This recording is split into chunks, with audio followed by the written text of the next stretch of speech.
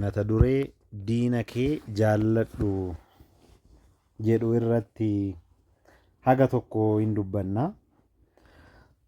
Gooftaa fi fayyisaan keenya Yesuus Kiristoos nu gidduutti argamee jecha isaa waggaa 2000 dura dubbate sana har'allee laphee keenya keessatti akka dubbatu jaalalaa fi heeyyama isaa nuuf haa ta'u.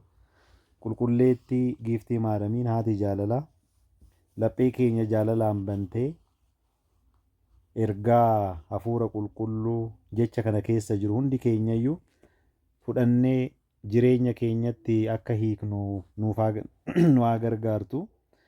Ergamoonni Waaqayyoo, toloonni, abbootiin keenya qulqulloonnii fi wareegamtoonni hundi isaaniitu iyyuu kadhannaan isaanii nu waliin haa ta'u. Ameen. Jecha kana kan argannu Wangeela Maatiyos boqonnaa 5 lakkoofsa 44 irratti. Diina kee jaalladhu. Gooftaa fi fayyisaan keenya Yesuus Kiristoos የተራራው ስብከት yookaan immoo lallaba tulluurraa jedhamee kan beekamu Wangeela Maatiyos boqonnaa 5 boqonnaa 6 boqonnaa 7 irratti kan isaan barsiisedha. Jecha kana gaafa jalqabu gubbaadhaa waa'ee qulqullootaa qulqulloonni akkana jedhee ibsaa dhufee raawwateeti. Ani waaqa foon keessanii qofa odoo hin ta'in waaqa lubbuu keessanii isa dubbatamu isa dhaga'amu qofa odoo hin ta'in isa hin dubbatamne isa hin dhaga'amnes waaqa beekudha kan jedhu yommuu itti himu seera kana dubbachuu jalqabe. Dubbatees lakkoofsa 43 irra yommuu ga'u akkana jechuu jalqabe. Gooftaa fayyisaan keenya Yesuus Kiristoos waama maqaa isaatiif kabajni haa ta'uti.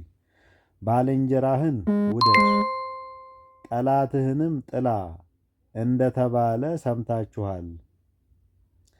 ሂርያኬ ጃለለኬ ሂርያኬ yookaan immoo jaalallee kee jaalladhu. Hiriyyaa akka jaalalleetitti qabattee jechuudha. Jaalallee dubartii odoo hin ta'in hiriyyaa kee yookaan immoo kana wajjiin ooltu kan olmaa wajjiin qabdu kan waa'ee gaarii siif yaadu isa jaalladhu. Diina kee immoo jibbi akka jedhame kanaan dura dhageessanii jirtu. Ani garuu isiniinan jedha በሰማይ ላለ አባታችሁ ልጆች ትሆኑ ዘንድ ጠላቶቻችሁን ውደዱ። አርጊተኒ አባ ኬሰን isa samiirra jiruuf ijoollee akka taataniif maal keessan jaalladha? Diina keessan jaalladha. Ijoollee Ortodoksii hundi keenyayyuu wal haa gaafannu. Har'a sirriitti wal gaafanna. Sirriitti wal gaafanna. Lallabni kiyya gaafiidhaan ta'a jechuudha. Yookaan immoo kan asirratti dubbadhu kuni gaafiidhaan ta'a. Kanaaf deebii naa deebisuudhaaf hundi keessanuu qophaa'a. Namni diina isaa jaallatu eenyudha? Qophaa'a naa deebistu. Dhuguma namni diina isaa jaallatu jira? Ajajni keenya garuu akkana jedha. Abbaa keessan isa samiirra jiruuf ijoollee akka taataniif diina keessan jaalladha. የሚያሳድዱችሁንም መርቁ isaan isin ari'atanis isaan isin abaaranis eebbisaa. Lammii dhalwaachuu መልካም አድርጉ isaan isin jibbaniif waan gaarii godhaa. ስለሚያሳድዷችሁ ጸልዩ isaan isin ari'ataniif kadhadhaaፊ እርሱ በክፉዎችና በበጎዎች ላይ ኢኒ ወራ ሐሞታቲ ፊ ወራ ጋሪ እረት ፀሐይን ያወጣልና አዱን ይባሰ ዋን ተይፍ በጻድቃንና በኃጥአንም ላይ ዝናብን ያዘንባል። ቀጄልቶታ ፊ ጩበሞታ እረትስ አከኑማ ሮበኒ ሮብሳ። ማል ጀቻ ጅራ ኩታን ኩኒ ቁልቁሉን ማቴዎስ ማል ኑtti himaa jira? Wangeela kana keessatti Waaqayyoon kan nutti himuu barbaade maayin? Tole, jalqaba gaafii kiyya isin haa gaafadhu. Isin keessaa nama kiristaana ture amma amantaasaa jijjiire namni jaallate lakkoofsa tokko naa tuqa daddafaati. kiristaana ture wayi pheenxee yoo ta'e yookaan immoo musliima yoo ta'e yookaan eetiyestii yoo ta'e namni jaallattan lakkoofsa tokko naa tuqa. Namni san nama san jaallattan. Namni nama san jaallattan.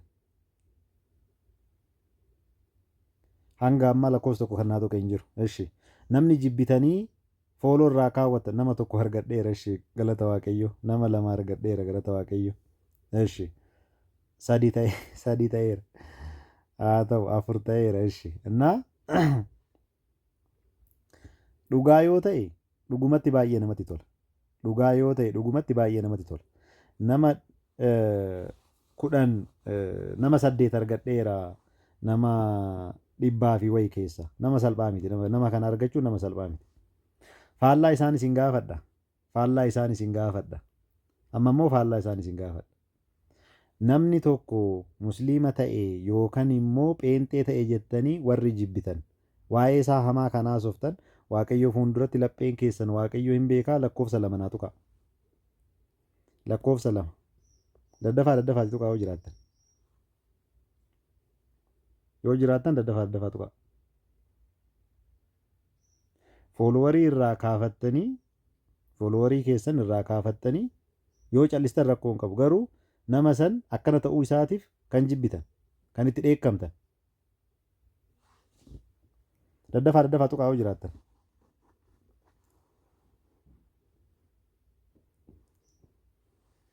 Yoo jiraattan daddafaa tuqaa.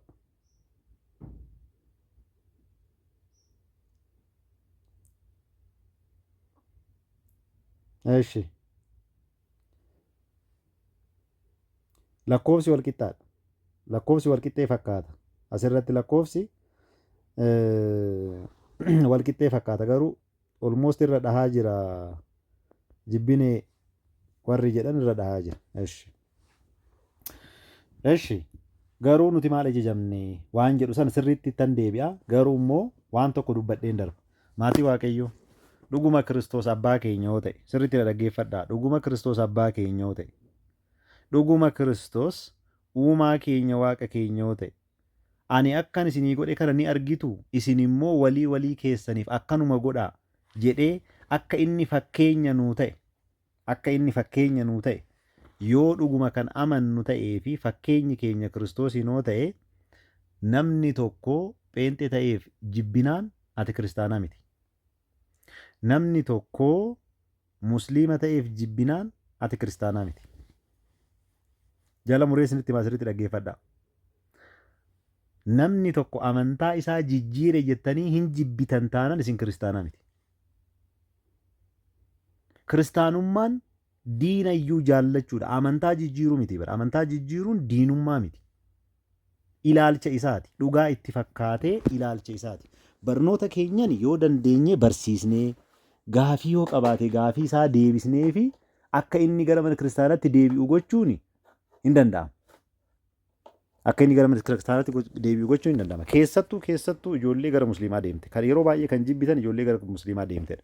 Ijoollee gara pheenxee deemte yaa pheenxeen mana keessallee likkii hin qabu waan ta'eef baay'een jibbitan. Ijoollee gara pheenxee deemte baay'een jibbitan. Ijoollee musliima taate garuu ijumaan argaa isaanii jibbitu. Maaliif? Eenyurraa barattaniiti? Eenyutu akkana godhaa isiniin jedhee eenyu isin barsiise akkasitti? Tokko indoom wayaa irraa murqitanii irra deemtu. Footoo gadi garagalchitanii maal gootanii bakka irra deemtu. Akka barbaaddanitti irra deemtu. Eenyurraa baranne eenyurraa baranneeti. Eenyudha barsiisaan keenya. Dhuguma Kiristoos irraa barannee irra ta'e Kiristoos maal jedha? Kinooti kun barnoota Kiristoosi. Kiristoos tulluu irratti kan barsiisedha. Abbaa keessan isa samii jiruu fi ijoollee ta'uu yommuu barbaaddanii diina keessan jaalladhaadha. Ajajni kana. Diina keessan jaalladhaadha kan jedhamu. Eenyurraa barreetinu? Ijoolleen suni jaalala yoo itti qabdan bari jaalala itti agarsiistan bari hin deebi'u bakka deeman sanirra. Bakka deeman keessattuu isinitti himaa sirriitti dhaggeeffadhaa. Namni musliima ta'e ji'a tokko hin bulu. Ji'a tokko hin bulu. Seexanni isaan hin bulchu. Seexanni isaan hin bulchu. Tokko wanni isaan godhu keessaa tokko isinitti hima. Halkan dhufee raawwate isaan wajjiin qunnamtii godha. Hin rifatinaas. Hin nayinaas. Kana nama sallame gaafadhaa. Yoo sobuu baate isinitti hima. Yoo sobuu baate isinitti hima. Dubartii yoo taate keessattuu dubartii yoo taate isinitti himti. halkan dhufee waliin qunnamtii godha. Halkan dhufeetu waliin qunnamtii godha. Sururii fakkaatee oduma ishii sururuu dirqamumaan ishii dirqamsiisee qabee raawwateet ishee gudeeda. Kana namoonni irra qaqqabe ragaa ba'uu danda'an. Sirriitti dhaggeeffadhaa maatii Waaqayyo. Lammaffaa jireenyi isaan jibbisiisa. Jiraachuun maalidha akka jedhan isaan taasisa. Namni kiristaana ta'ee gara musliimaa deemee isinitti himaa jira. Kiristaana ta'ee gara musliimaa deeme wanna isa mudatuun isinitti himaa jira. Wanni isinitti himu kuni wannoo miti. Oduu durii minaaminaa miti baay'isee. Waan ta'een isinitti himaa jiraan. Ani waan ta'een isinitti himaa jira. Isin immoo nama biraati irraa gargar baafachuu dandeessu. Ani garuu waan isinitti himaa jiru inni waan ta'eedha. Waan ta'e waan qabatamaa isinitti himaa jira. Akka hin deebine isinin jibbitan, ofitti hin kaleessitan, rakkoo isaanii akka isinitti hin himanne isinin jibbitan, ofitti hin kaleessitan, keessa isaanii isinitti himachuu hin danda'an, gadi baasanii dubbachuu hin danda'an, kaleessa itti fakkaatee deeman dhugaa itti fakkaateeti, soba ta'uu gaafa baran, gaafa nafseen isaanii gaafa cinqamtuu cinqeerra yommuu galanii eenyutti haa himatan. Isinitti hima dhugaa. Namni musliima ta'e ortodoksii keessaa kiristaanummaa keessaa ba'e namni musliima ta'e ji'a tokko keessa hin jiraatu. Jala mureen isinitti hima. Garuu akkam gootaniit akka jiraatu taasistan beektu jibbuudhaan, arrabsuudhaan, mataasaa gadi gargalchitanii gombitanii inni akkana jedhe maalii jedhe jettanii raawwattanii wantoota garaagaraa inni halkan ofii wajjiin wal'aansoo wal qabachaa bula nafsee isaa wajjiin. Hilliinaa isaa wajjiin wal lolaa bula halkan guyyaa immoo isinitti dabaltuuf. Argitanii? Guyyaa namni kiristoosiin ganee hubadha. Namni kiristoosiin ganee halkan takka rafee buluu hin danda'u. Hirrifata. Uumamni keenya akkasii miti baay'ee. Uumamni keenya akkasii miti. Garuu namni gaafa kiristoosiin argate nagaa argata halkan guutuu nagaa argata nafti isaa keessi isaa nagaa argata nagaan bula nagaan rafa nageenya argata. Namni kiristoosiin ganee garuu nagaan argatu maatii Waaqayyo. Yoomillee taanaan kiristoosiin namni gane nagaan argatu. Kanaaf miidiyaa kanarratti gananii boruumtaa akka keessaa ba'aniif argitaniiti miti warroonni miidiyaa kanarratti amma shaadaa qabatan manaamna jedhaman. Boruumtaa isaa inni jechuu jalqabu of nyaachuu jalqabu. Akkanumaan wanuma ta'eenis wanuma taaninis gadi bahanii waa tokko dudubbachuu barbaadu. Bakka arrafanii taa'uu hin barbaadan. Kiristoosiin gantee arraftee taa'uu hin dandeessu. Saniin booda yeroo wayii ofitti deebi'uu jalqabda hin badda. Miidiyaa irraa isin baddaa, maalirraa isin baddaa, boo'uu jalqabda, keessi kee boo'uu jalqaba, dhukkubsachuu jalqabda.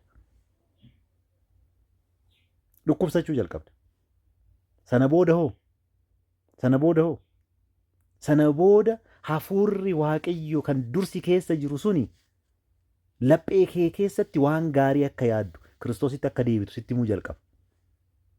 መንፈስ ራሱ በማይነገር መቃተት እንዴት እንደምንጸልይ አናውቅምና ስለ እኛ ይማልዳል ጀዴ ቁልቁሉ ጳውሎስ ወረ ሮሜቲፍ yoሙ በሬሱ በቆና ሰዴት ለኮፍስ ዲደም ይጃርት ከበሬስ ከነደ ሀፉር ቁልቁሉን አከሚት ተከከደን ቤክ ነው አንተ ዋኤ ኬኛ ሃለ ሂንዱበተምኔ ኑ ኬሰ ታኤ ከደና ኬኛ ሰን አከሚት ተከከደቹ ቀብኑ አከሚት አከ ዋቀዩ ፉንደት ኦፍ ዴሱ ቀብኑ ሂምቤክ ነው አንተ ኢኑማን መታይ ሳቲን ከነኑ በርሲስ ከነኑፍ ከደት ከራኑት አገርሲስ ኑፍ ከደተ ጋፈ ጀኑ ከደና አከነማ ከነ ጀቹ አከንታን ነው ሁበተን ጀዴን ያደማቲ ዋቀዩ ኦካን ሞ ማሎ ያ ይበሉ nama kana dhiifama yookaan immoo maaloo yaa Waaqayyo nama kana dhiifama godhi jedheeti miti hafuurri qulqulluun ofuma isaatii wanna nu godhus nu godha wanna nu oolchus ofumaan oolcha hafuurri qulqulluun jalqabumaayyuu nu qulqulleessu nu eegu nu jabeessu iccitii dhokate nuuf ibsuudha hojiin isaa isuma kanatu yimaallidaal jedhamee kan dubbatame isuma kanadha. Sirriitti dhaggeeffadha laphee keessaniin dhaggeeffadha wanti amma isiniin jechaa jiru kun waan salphaa miti. Nama jalqabumaayyuu rakkatee hafuurri hamaan sammuu isaa keessatti waan hin taane keessatti uumee fudhatee deeme sana nuti jaalala ittiin agarsiisnu yoo ta'e nuti karaa gaariitti akka deebi'u hin goonu yoo ta'e akkamitti kan namni kun deebi'uu danda'u?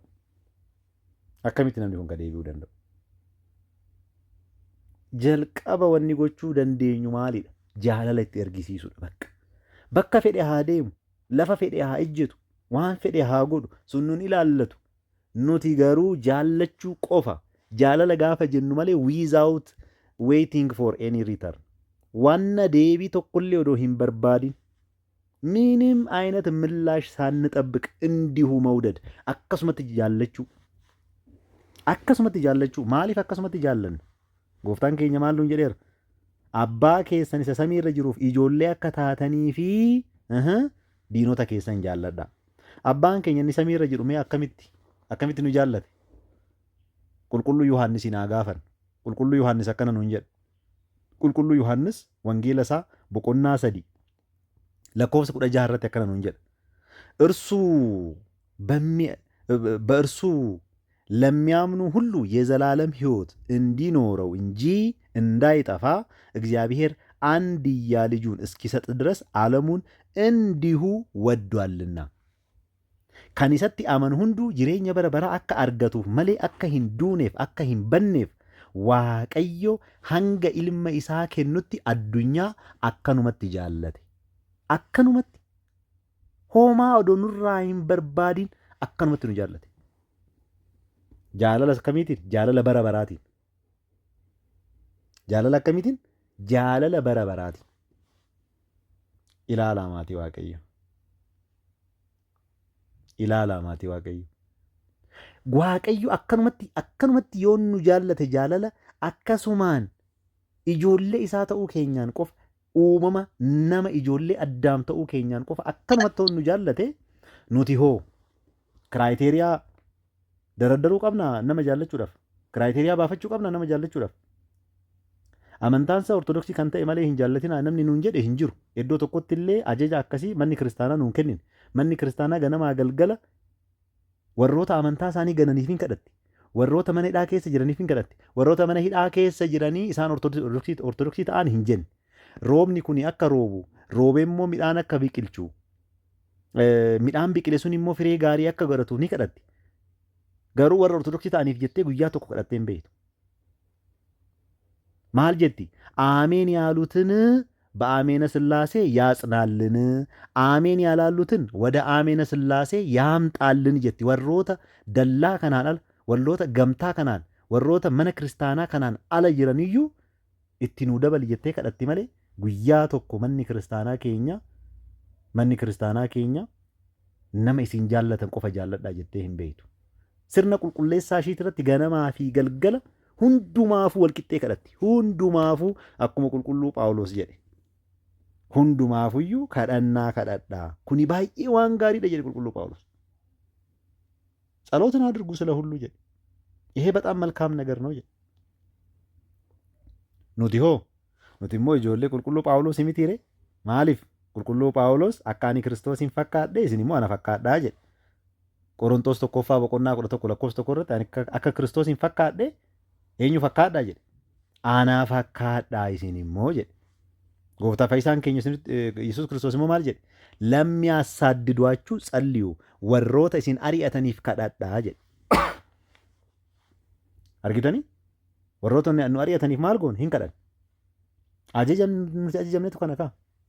Qulqulluu Phaawulos illee gooftaa keenyarraa barate waan ta'eef jalqaba hundumaafiyyuu waa hundumaafiyyuu namoota hundumaafiyyuu kadhannaa godhaa. Kun immoo waan gaariidha.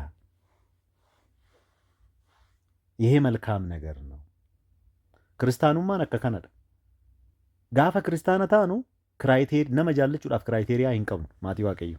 Kiraayiteriyaa nun barbaachisu nama ta'uu isaa qofti gahaadha. Gaafa cubbuu namaa ilaallu immoo gaafa kiristaana taane cubbuu namaa odoon ta'in kan nutti mul'atu maali beeytu? Gaafa kiristaana taanu cubbuu namaa odoon ta'in kan nutti mul'atu maali beeytu? Lakki akka Maariyaam ishee Magdalaa agaanintiin 7 irraa ba'ee jalqaba wangeela du'aa ka'umsaa akka lallabde inni na durseetoo ana dursee jalqaba gannata seenuu danda'a jennee yaadna gaafa kiristaana taane. Ammallee gaafa kiristaana taane cubbuun namni tokko gaafa nutti mul'atu yookaan immoo sagaagalummaan nama tokko gaafa nutti mul'atu Maariyaam obboleettii Alaazaar laal. Maariyaam obboleettii Alaazaar, Maariyaam haadha shittuullee hin jedhamti. ማርያምስ መልካሙን እድል የማይቀሟትን መልካሙን እድል መረጠች jedhee gooftaan keenya akkuma dubbate argitanii sagaagalummaadhaan yoo nama dhuunfatamillee yoo argine waa'ee ishii yaadachuu barbaachisaadha. Isheen gooftaa ishii gaafa argattu wanna hundumaayyuu ni dhiiste. Sagaagalummaa ni dhiiste. Mallaqa sagaagalummaadhaan argatte hundumaayyuu aarsaa gootee dhiyeessite. Lammaffaa waan kanatti hin deebi'u jette. Kanaafi gooftaa fayyisaan keenya Yesuus Kiristoos waamama maqaa isaatiif kabajni haa ta'uuti. Maariyaamስ የማይቀሟትን መልካሙን እድል መረጠች. har'a sirna qulqulleessaa irratti kadhannaan kun wannoon kun ni jedhama. Argitanii? Hanga kana gahee jechuudha. Hanga kana gahee jechuudha. Yoo nama wambadee shiftaa hattuu saamtuu wayii argitan immoo maal jettu?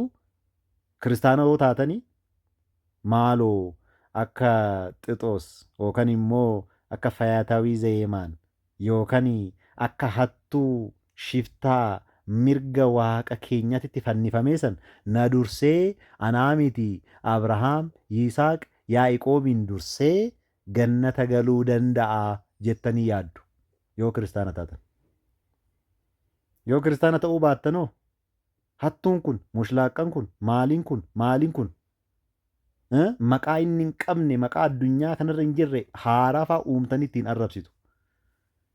Yoo kiristaana taatanoo maaltu beekaa cubbuun kiyya baay'atee inni na dursee gannata galuu danda'a jettanii yaaddu.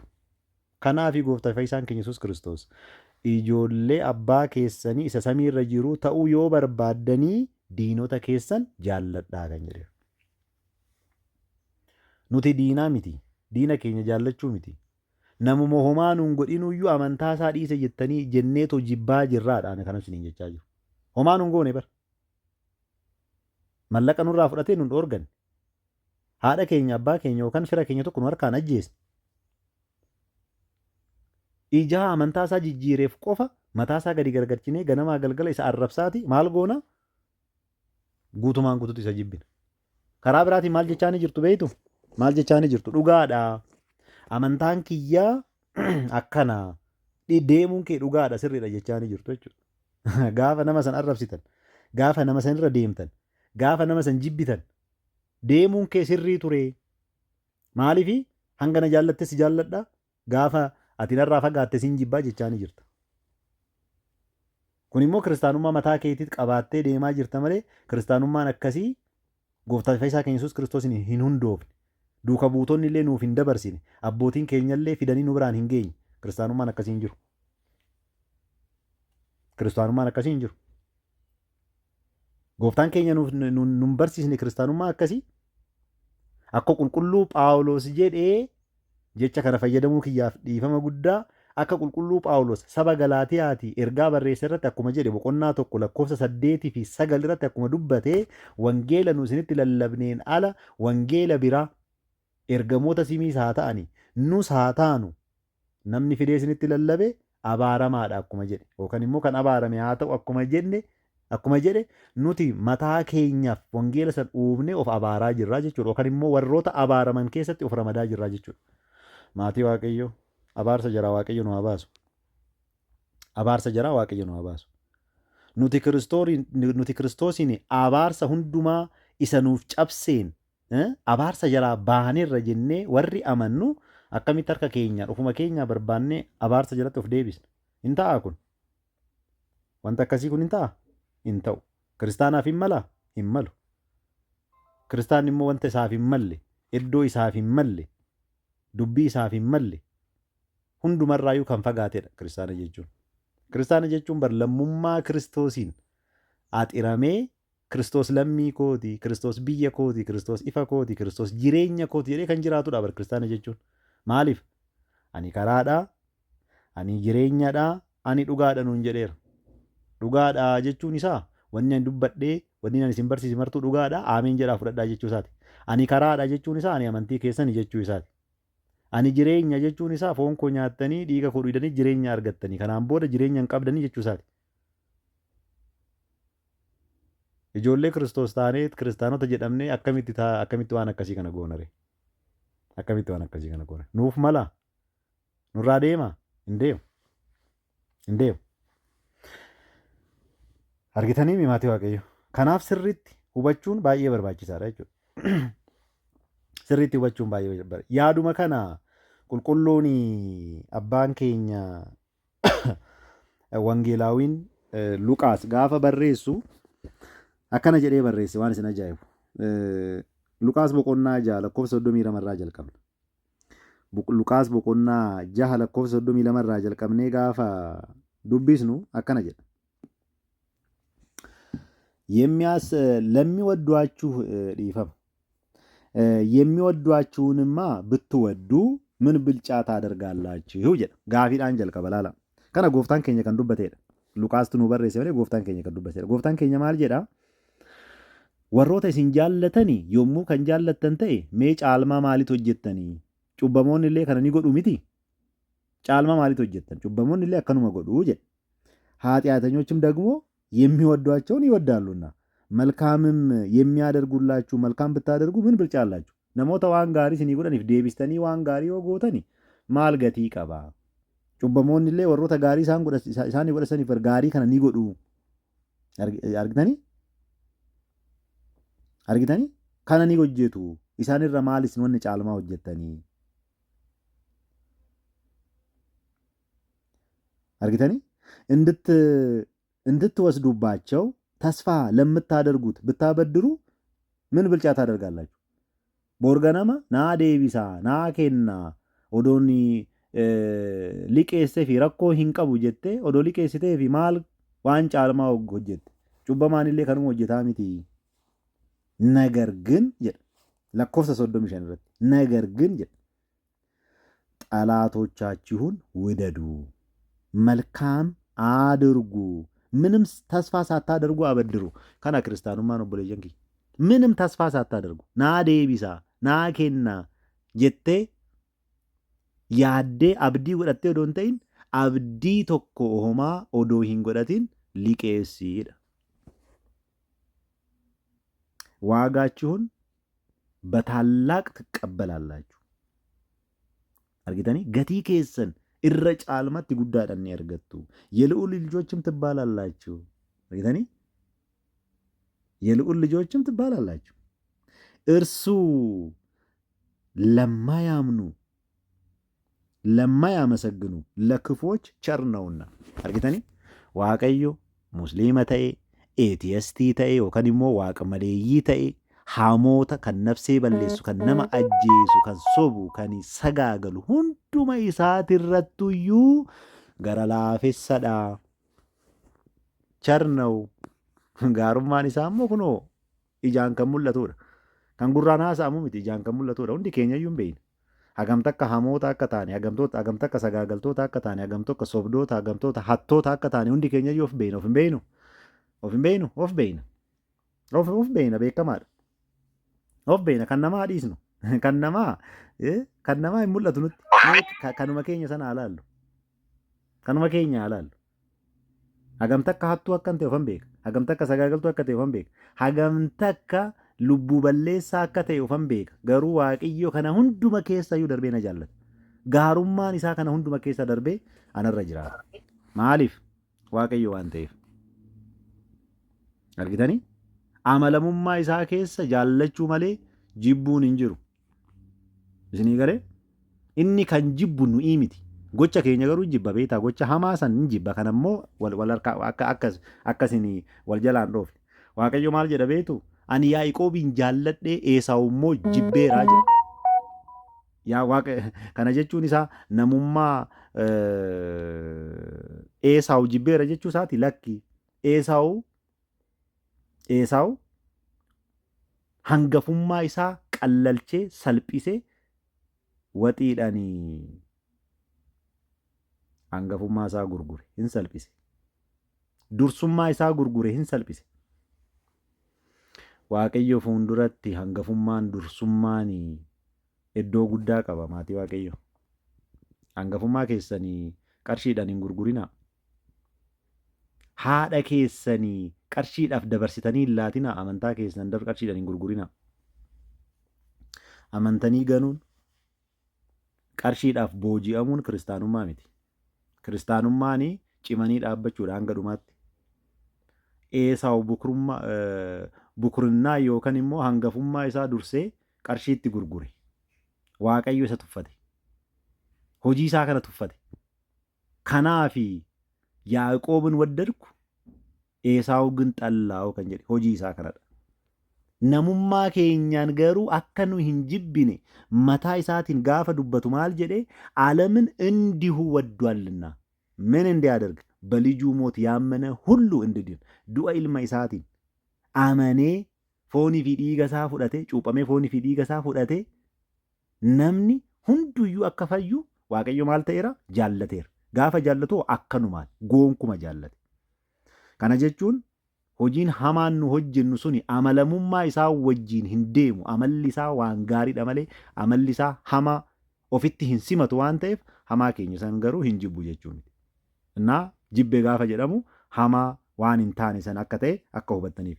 Nuti garuu Waaqayyo fuulduratti yeroo mara jaallatamna malee hin jibbamu. Osoo cubbuu hojjennu maatii Waaqayyo hubadhaa. Osoo cubbuu hojjennu Waaqayyo nu jaallata. Oduma nafsee baasu, oduma sagaagallu, oduma hannu, oduma hachisiisu, oduma namarratti morru, oduma morsisiisu, oduma namarratti falfallu, oduma namarratti falfala erginuyyuu Waaqayyo nu jaallata. Inuu caalmatti nu jaallata waan isin ajaa'ibu. Isin hin garramu caalmatti nu jaallata. Umrii nuu kenna, cal'iseetuma nu laala. Maaliif umrii waan nuu kennu sitti fakkaata Waaqayyo?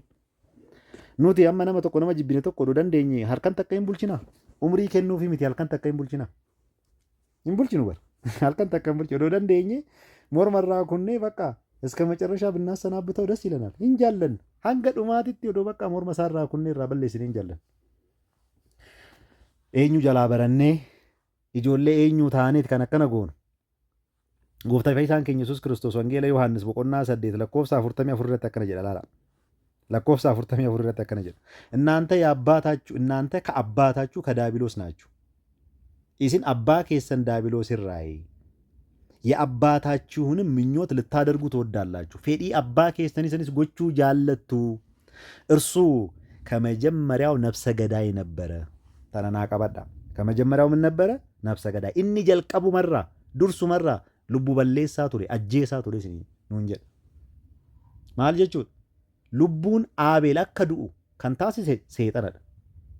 Seexanadha. Abboonni keenya maal nuun jedhu nda'um ajjeesi jedhee too gurratti itti meeti akkamitti namni nama ajjeesa jedhee too gaafa itti himu inni wallaallanii bifa quraa lamaa fakkaate quraan tokko quraa isa biraa dhagaadhaan darbatee yoo dha'ee ajjeesu itti argisiiseet saniin booda qaa'el kana argee deemee dha'ee ajjeese malee akkamitti nama akka ajjeesanuyyuu qaa'el hin beeku ture.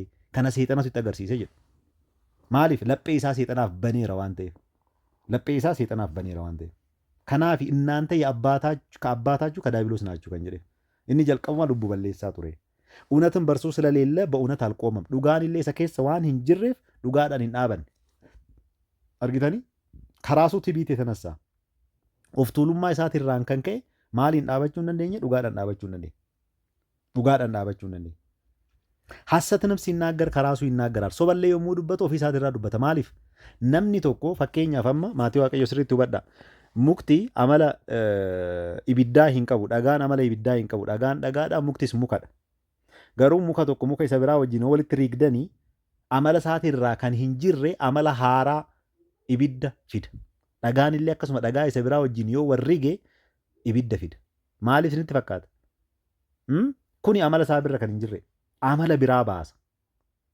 Namni illee seexanni illee akkasuma. Amala biraa yoo kan baasnu ta'e kan Waaqayyo nu uume odoo hin ta'in ofii keenya amala sana akka baasu taasisaa jirra jechuudha. Ofii keenya mataa keenyarra. Kanaafi nama nu baddale sana nama balleessa jennee yaadnu sana halkan takka odoo balleessinee bullee kan jaallannuuf kanaafi. Maaliif? Hundi keenyayyuu bultoo hafuura qulqulluu odoo hin ta'in bultoo seexanaa waan taaneef. Namni bultoo seexanaa gaafa ta'u lubbuu balleessuu barbaada. Maaliifi lubbuu balleessuu kan barbaadu seexana. Seexanni ofii isaatiin balleessuu hin danda'u waan ta'eef harka keenya fayyadama maatii Waaqayyo. Arraba keenya fayyadama. Arraba keenya lubbuu namaa hin baasne. Arraba keenya lubbuu namaa hin baasne nu.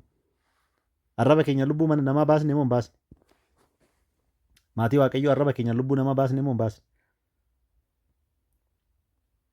Baasne moo hin baasne? Namni hin baasne jettan lakkoofsa tokko tuqaa. Arrabni kiyyaa lubbuu namaa hin baasne namni jettan lakkoofsa tokko tuqaa jirtu. Fakkeenyuma tokko isin haa fudhadhu. Nafsa ishee haa maaru. Waaqayyo abbaan keenya akka cubbuu keenyaa odoon ta'in akkuma jaalala isaa laalee mucayyoo san nafsa ishee nu haa maaru.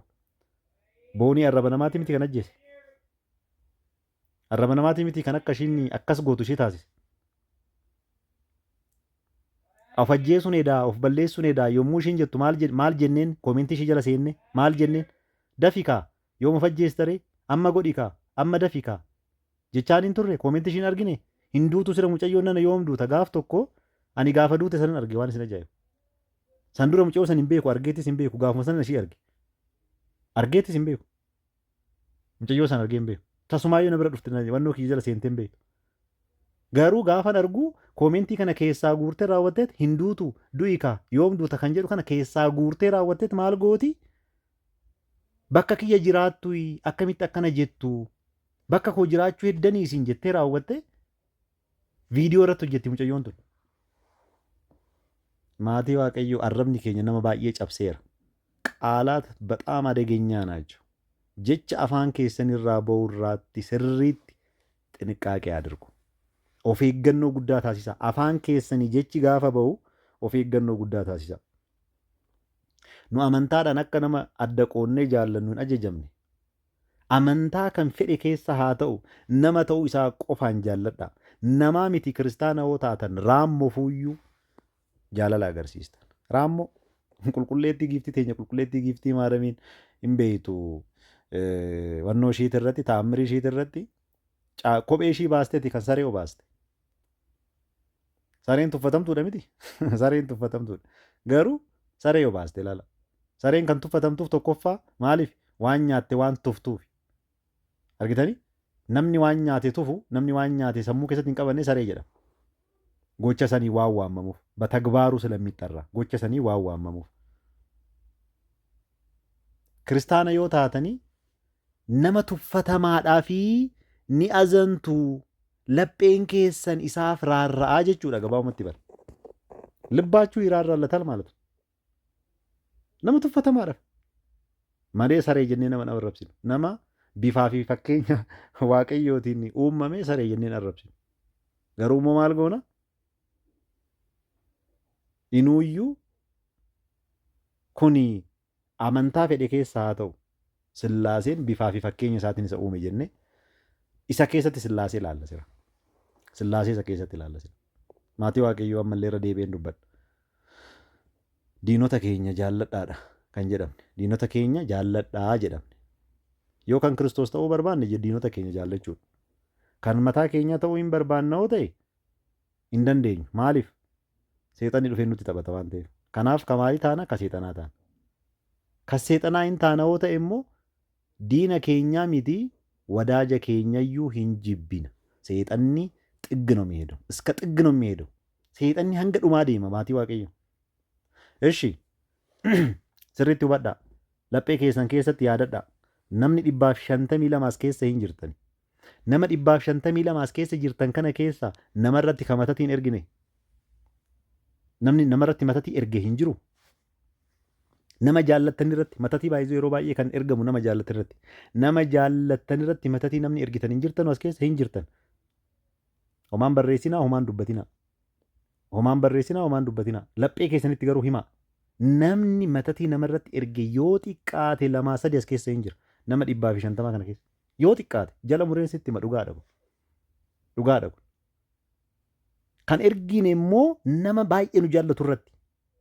Inni nu jaallataa nu hin jibbina. Inni nu jaallataa nu hin jibbina.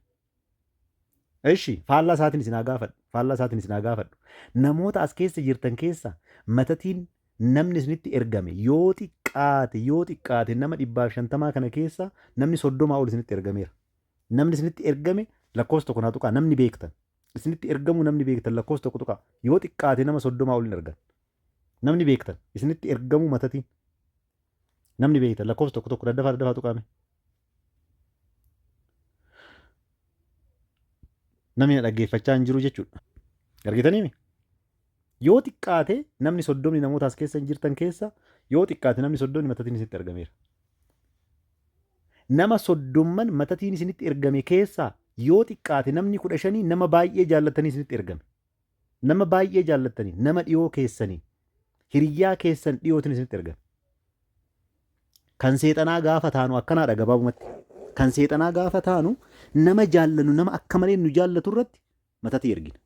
Nama yoo lubbuu ofii nuuf dabarse duubatti hin jenne irratti nu matatii ergina. Maal isaa fudhachuudhaaf? Carraa isaa fudhachuudhaaf. Maal isaa fudhachuudhaaf? Mallaqa isaa fudhachuudhaaf. Maal isaa fudhachuudhaaf? Gammachuu isaa fudhachuudhaaf. Argitanii hagam takka hamoota akka taane hubadhaa. Hagam takka xuraa'aa akka jirru hubadhaa maatii Waaqayyo. ማሊፍ እናንተ ከአባታችሁ ከዲያብሎስ ናችሁ፣ የአባታችሁን ምኞት ልታደርጉ ትፈልጋላችሁ። እርሱ ከመጀመሪያው ነፍሰ ገዳይ ነበረ። ኢኒ ጀልቀቡ ማኑ ልቡ በሌሳ ቱር ኢሲን አባ ኬሰን አከ ዲያብሎስ ጀ ትንቢቲን ኩኑረት ራወቹ ቀባ ራጂን ኩኑረት ራወቹ ቀባ ማቲ ዋቀዩ ጀች ኩን ሀረኑ ሆጀቹ ቀባ ኑቲ ክርስቲያኖታፍ ሆጀቹ ቀባ ጀች ኩን ሆጀቹን ቀቡ ስላተውን ቀቡ ኑቲ ክርስቲያኖት nuti kiristaanota kiristoosiin kiristaana kan jedhamnedha. Diina keessan jaalladhaa kan jedhamnedha malee akkamitti akkanatti wanta akkasii kun jireenya keenya keessa seena maatii Waaqayyo. Hubadhaa ammallee hubadhaa irra deebi'een dubbadha. Barnoota keessa walitti hin qaba garuu immoo hubadhaa. Nuti nama kan ta'e hundaayyuu akka jaallannu miti nama dhala namaatii miti uumama Waaqayyo uume hunduma isaatu akka jaallannudha. Kana jajamne akkasiidha. Kana jechuun maal jechuudha?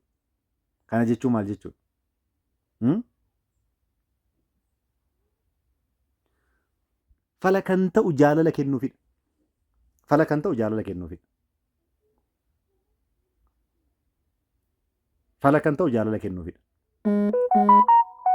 Jaalala kennuun immoo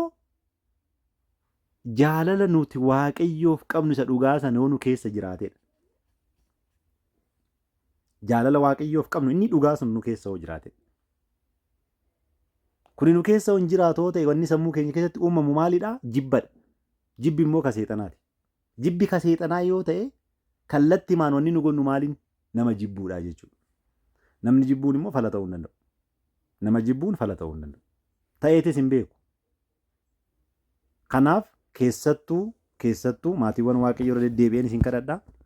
Ijoollee amantaa isaanii jijjiiran. Keessattuu ijoollee gara pheenxee deeman. Gara musliimaa deeman dhiifama. Jaalala guddaatti agarsiisa. Akkuma isiniin jedhe torban tokkoon taa'an achi keessa. Torban tokkoon taa'ani gaafa ji'aa mana isaanii araaduu jalqabu. Garuu akka deeman san salphaa miti karaan deebi'uudhaaf. Ortodoksii keessaa bahuun salphaadha baay'ee. Isinitti anima yeroo baay'ee dubbadhee nan beekaa ammallee nan dubbadha. Ortodoksii keessaa bahuun salphaadha. Ortodoksiitti deebi'uun garuu baay'ee cimaadha. Seexanni ari'ee sin baase suni waan qabu humna qabu hundumaa fayyadamee akka isin hin deebineen godha. Humna qabu hundumaa fayyadamee akka isin dhiibee isin baasisan akka hin deebineef immoo caalmaa dachaa meeqa hojjeta. Maaliif? Yeroo keessa jirtani isin baasuudhaafi baay'ee hin ifaaju. Maaliif? Nutuyyuu hamoota waan taaneef gaafii garagaraa kaasnee ofirratti waan fincilluuf baay'ee rakkoon ta'u. Deebi'uudhaaf garuu rakkoodha. Maaliif? Hafuurri Waaqayyo nurraa gargar bahee hafuura Waaqayyo ofirraa kaasneerra waan ta'eef deebi'uudhaaf hin rakkanna baay'ee. Akka gizee baanu sanii miti dubbiin. Akka gizee baanee quba tokko ol fannisnee Waaqayyo arrabsinu sanii akkasii miti amma gaafiin. Isinii galee miti? Quba kee ol qabii isiniin jedha pheenxeenis. Pheenxee fi musliimni yeroo baay'ee tokko jedhetu kanan dubbadhufani kanaaf. Quba kee ol qabisaniin booda Yesuus gooftaadha jedhe fayyisaa dhuunfaa kootis jedhe fayyisaa dhuunfaa kan jedhu hin jiru. የግል አዳኝ የሚባል ክርስቶስ የለም. hin jiru wanni akkasii. Kiristoos addunyaa fayyise jedhe malee የግል አዳኞonni jedhu hin jiru. Addunyaadha kan fayyise dhala addaam guutuu isaa fayyise. Ati aamin hoo jette siif hojii irra oola. Aamin gaafa jettu hojii irra oola siif. Argitee? Abbuma tana koottu aamin jedhi. Eetiyestii keessa illee ameen jedhii, musliima keessa illee budiizimii, hinduizimii maal bakkuma barbaadde kootuti dhugaadha Kiristoos na fayyiseera ameen yommuu jettu hojii irra sii oola. Hojii irra sii oola. Kanaan ala Kiristoos guyyaa jimaata addunyaa guutuu fayyise. Dhumateera bakka. Guyyaa jimaata fannoo irratti addunyaa guutuu fayyise. Fayyini kun keessa keenyaa jiraate, jaalalli kun keessa keenyaa jiraate dhala namaa addaan hin qoonnu hundaa qixxeema jaallan. Kanaaf ijoollee gara musliimaa deeman, gara amantaa maammee ijoollee deeman, jaalala malee dogongortanii maatii waaqayyo warra har'a dhageessan hundi keessanuyyuu dogongortanii jibbatti hin agarsiisina. Dogongortanii deemtee obboleettii koo eeyyen sitti fakkaatee deemtee hin deebita. Garuu obbolummaan kee hin jijjiiramu. Ani akkuma indoom kaleessa kan si jaalladhu caalaa har'a sin jaalladhaa jedhaate agarsiisa. Obboleettii teenya Qiddist Waaqayyoon kanuma caalaa beekumsa kanuma caalaa jaalala ishiidhaaf haa baay'isu. Obboleettiin ishii Masii kan jedhamtu gaafa sallamtu mana ishii dhayxee hubadhaa. Mana ishii dhayxee sallamte jettee hin jibbine. Mana ishii dhayxee ishii wajjin dhugaa kabaja guddaan ishiidhaa qabu mucayyoo sana. Kabaja guddaan ishiidhaa qabu mucayyoo sana. Mucayyoo sunis hin deebiti. Mucayyoo sunis hin deebiti. Jaalaluma mucayyoo tanaatiif jecha hin deebiti. Hin deebiti dhugaa sirriitti hima. Gaaf tokko hin deebiti. Gaafuma deemtanillee hin deebiti jechaan hin ture. Anillee dubbiseen ture. Keessaan dubbiseen ture. Waan amantaatti naasofne yeroo sana akka tasaa hazanii irra turte waanuma hazanii qofan itti haasa'ee ture. Saniin booda sababii garaagaraatiin argachuu hin dandeenye garuu hin deebiti. Dhugaa isinitti hima. Maaliifii kiristaanummaa keessaa baanii isinitti himeera. Nagaa argachuun hin jiru. Nagaa argachuun hin jiru.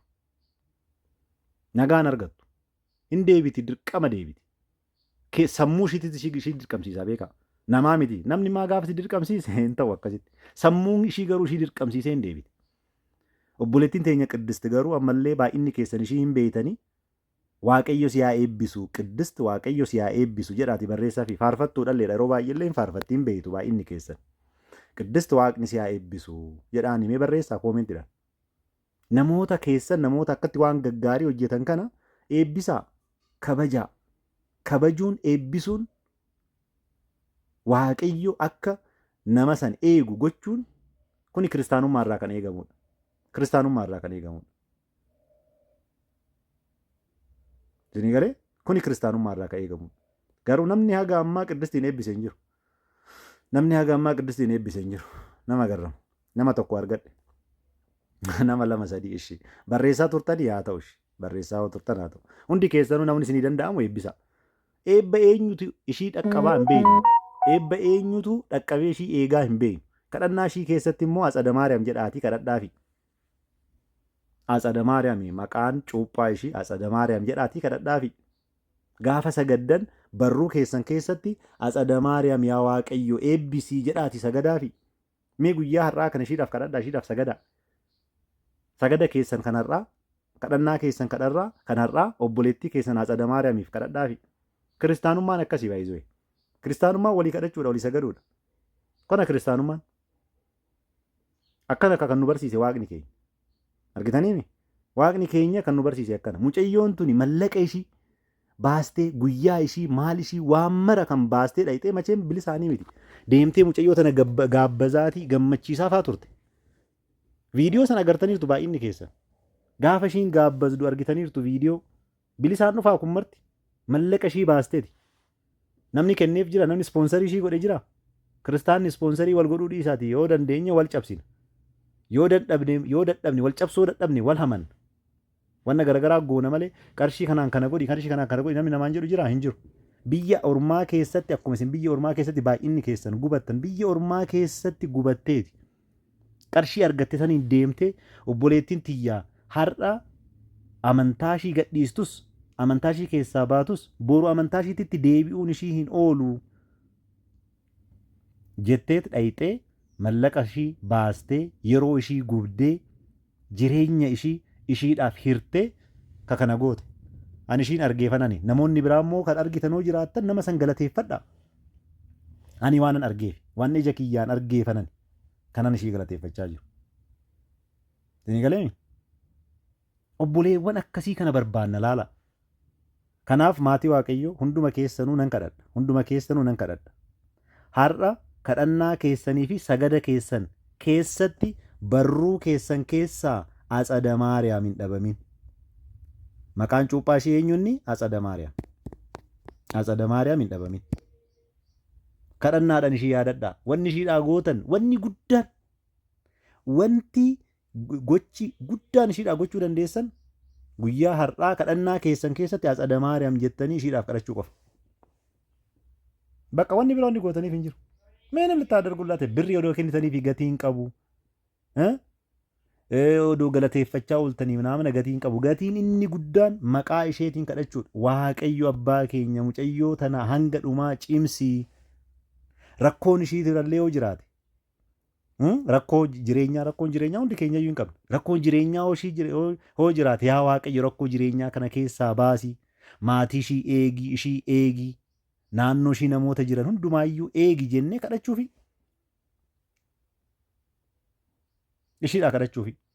Mana keenyatti ol gallee yommuu sagannu.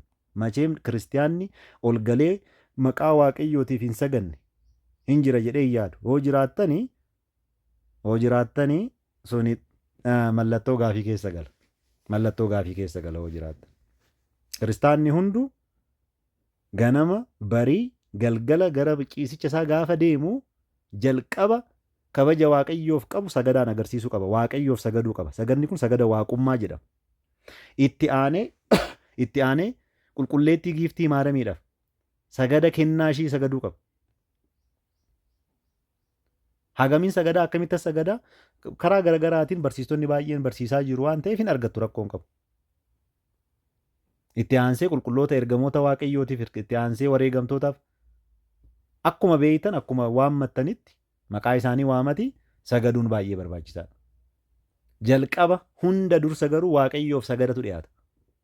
Hunda dursa sagadni kun sagada maalii? Kan isa qofaaf dhiyaatu sagada waaqeffannaa jedhama. Sagada waaqeffannaa. Akka Maatiyoos boqonnaan 2 lakkoofsa 1 hanga 11 yommuu dubbistan argattan. Ogeessonni sun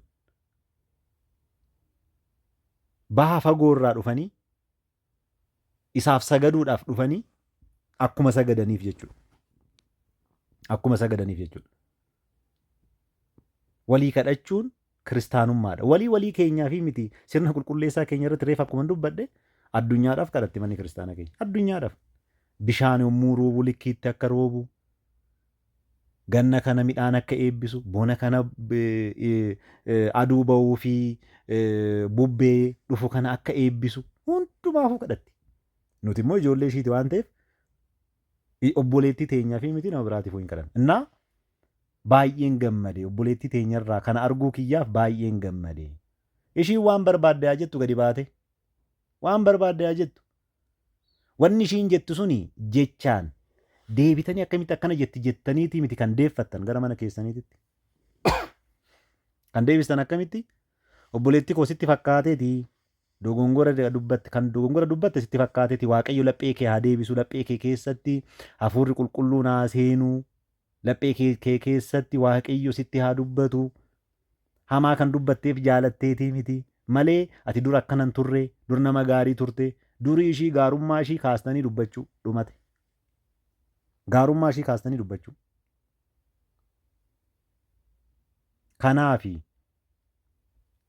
diinota keessan jaalladhaa mata duree jedhu irratti waan yeroo baay'ee argu kanan da'u miidiyaa kanarratti irra deddeebi'ee waanan arguu fanani kan kanarratti xiyyeeffachuu barbaadeef malee mata duree kanarratti waan baay'eetu jedhama. Barsiistonni keenya waanuma baay'ee jedhu dhugaa dubbachuudhaafi garuu immoo kaayyoon kiyya yeroo baay'ee hojiin kiyyas akkuma beektan ijoollee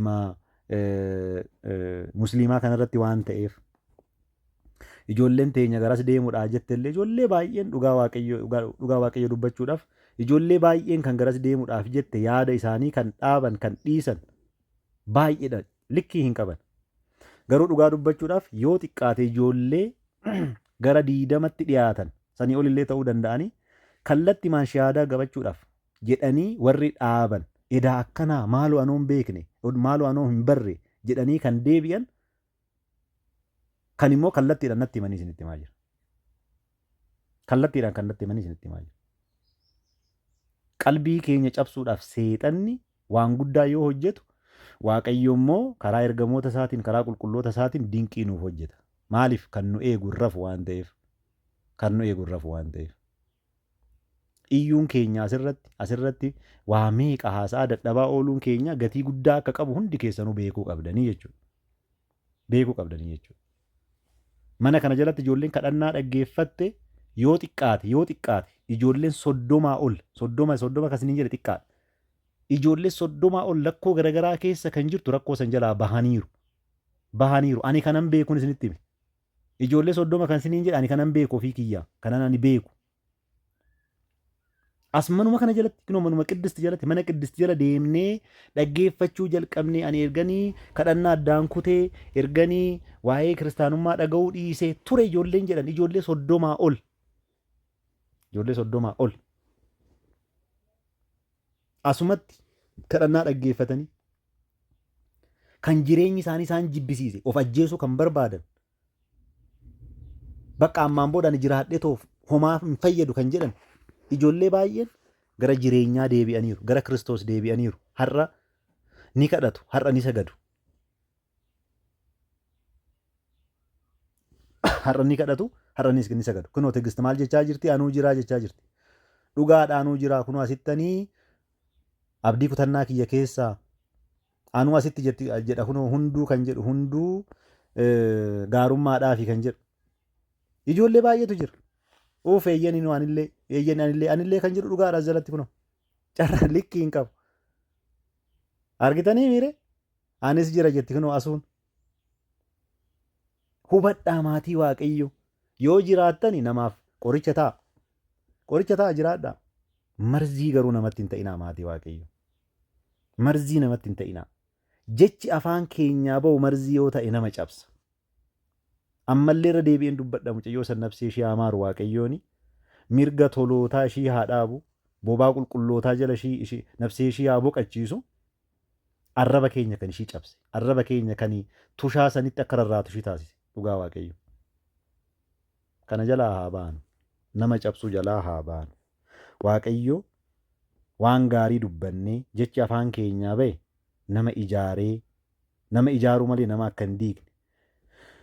Walitti qabuu malee akka hin bittinsine. Barsiisuu malee akka wallaalaa hin goone Waaqayyo nu haa gargaaru dhugumatti. Waaqayyo nu haa gargaaru.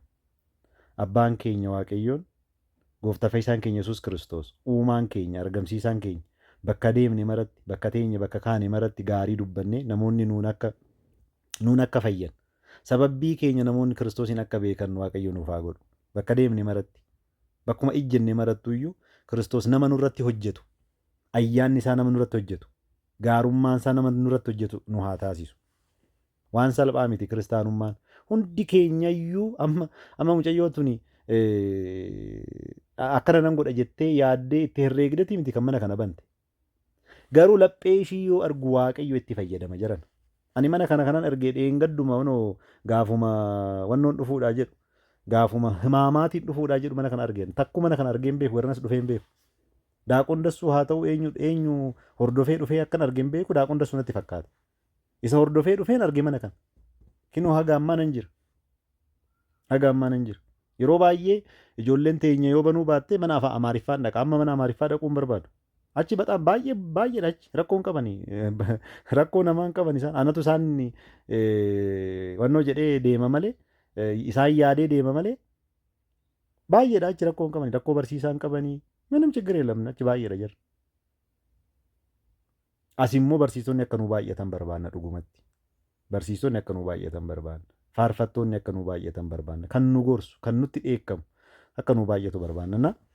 Waaqayyoon hunduma keessanuyyuu sinaa eebbisu warra jala teessanii barattanii warri taaptaap gootaniis manni kuni haala kanaan odoo nun jeeqin takka nun jeeqin hin warra argitaniitu haala kanaan odoo nun jeeqin akka barannu warri taasistan hundi keessan Waaqayyo sinaa eebbisu waan baranne kanarratti immoo firii gaggaarii 30. 30 jechuun kan addaamirratti uumamedha. Kan addaamirratti jalqaba turedha. Ergasii erga Gooftaa Fayyisaan keenya Yesuus Kiristoos dhufee booda immoo kennaan erga nuu baay'ate firii 30. Namoonni akka abbaa keenya qulqulluu Taklaa Hayimaanoot akka abbaa keenya qulqulluu Giyoorgisii akka haadha keenya qulqulleetti Arseema goonka ta'anii immoo firii 100 kan buufatan immoo hin jira. Akka isaanii goonka taanee firii 100 akka buufannu Waaqayyo abbaan keenya nu haa gargaaru. Nuuf haa turuu. Ameen. Barakadhaa eebbifamaa. Fayyaa naaf ta'a.